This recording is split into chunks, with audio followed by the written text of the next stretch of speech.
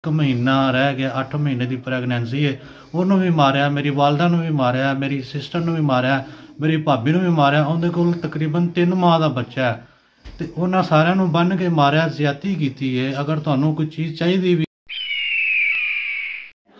औज़ुबिल्लाहिमिनश्शैतानिर्रजीम बिस्मिल्लाहिर्रहमानिर्रहीम अस्सलाम वालेकुम जी। मेरा नाम उस्मान है, मैं कोट महमूद का रिहायशी हाँ। तो मेरे वालद साहब का नाम जुल्फ़कार है, मंगले स्टाफ के उत्ते होटल है। बड़े इज्जतदार घराने तो मैं तलक रखना वा।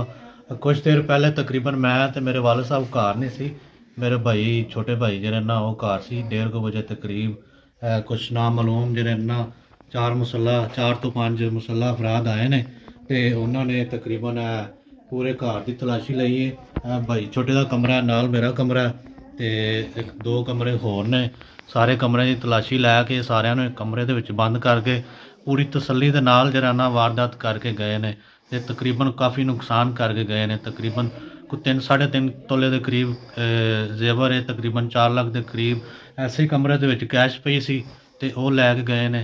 तो लिहाजा जी है ना SHO साहब शरफुल शरीफ थाना उनके अगे दरख्वास्त है। DPO साहब जनाब शेखपुरा जनाब नवाज मसरत साहब बहुत ही अच्छे इंसान ने, मैं बहुत तरीके दे नाल जानना उन्होंने। ओवरसीज़ पाकिस्तानी भी हाँ, काफ़ी दफ़ा उन्होंने भी जरा मुलाकात भी हुई है, रबता भी होंदा रहिंदा है। लिहाजा उन्होंने अगे भी गुजारिश है कि जरा ना जिन्हें भी है वारदात की है, जो भी इहदे विच मुलव्वस है उन्होंने फड़िया जाए, उन्होंने कैफरे करदार से पहुँचाया जाए। उस तो इलावा जिन्हें भी साढ़े पंजाब दे या जिन्हें भी शेखपुरा डिस्ट्रिक्ट दे विच जिन्हें भी अदारे आंदे ने सिक्योरिटी दे, उन्होंने अगे इल्तजा है कि जिन्हें भी वारदात की है, साढ़े नाल ज्यादती की है, उन्होंने फड़ के कैफरे करदार से पहुँचाया जाए। क्योंकि मैं घर नहीं सा, मेरे वाल साहब भी नहीं सी घर दे विच, छोटा भाई सी ते मेरी वाइफ सी, बच्चा होने वाला तकरीबन 1 महीना रह गया, 8 महीने की प्रैगनेंसी है, उन्होंने भी मारिया, मेरी वालदा ने भी मारिया, मेरी सिस्टर ने भी मारिया, मेरी भाभी ने भी मारिया। उनके कोल तकरीबन 3 माह का बच्चा है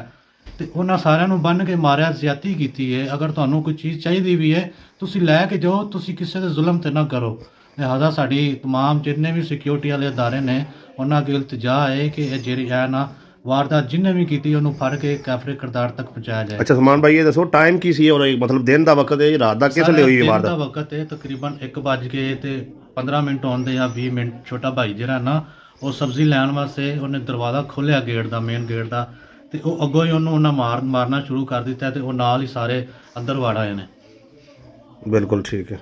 तो पुलिस आई है जी 15 ते कॉल की सी, शहबाज खान साहब आए ने SI शरफुल शरीफ थाने के, उन्होंने सारा वकूआ वहाया तो रिपोर्ट लै गए ने। इंशाल्लाह पर्चा भी होया। बाकी इंशाल्लाह उम्मीद अल्लाह के घर तो अदारे तो भी पूरी उम्मीद है कि पंजाब पुलिस जरा ना साढ़े शरफुल शरीफ थाने के SHO साहब तो DPO साहब जरा ना साड़ी पूरी इमदाद करन।